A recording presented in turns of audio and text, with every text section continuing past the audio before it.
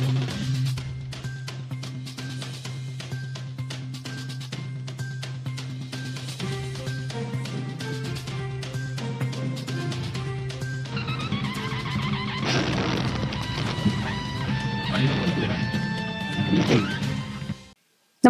आपण पाहता हिरकणी न्यूज.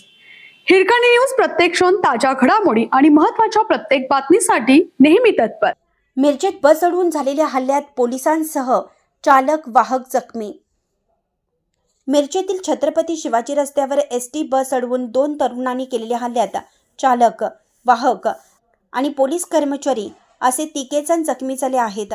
जखमींना तातडीनं वैद्यकीय महाविद्यालयाच्या रुग्णालयात उपचारासाठी दाखल करण्यात आले असून संशयित तरुणांनी या हल्ल्यानंतर स्वतःवरही चाकूने वार करून घेतले. घटनेची माहिती मिळताच महात्मा गांधी चौक पोलिसांनी घटनास्थळी धाव घेतली.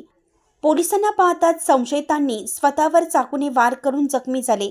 या प्रकरणी संशयित अब्दुल्ला पटेल व प्रफुल्ला पटेल या दोघांना पोलिसांनी तातडीनं ताब्यात घेतलं असून त्यांच्याविरुद्ध महात्मा गांधी चौक पोलीस ठाण्यात गुन्हा दाखल करण्यात आला आहे.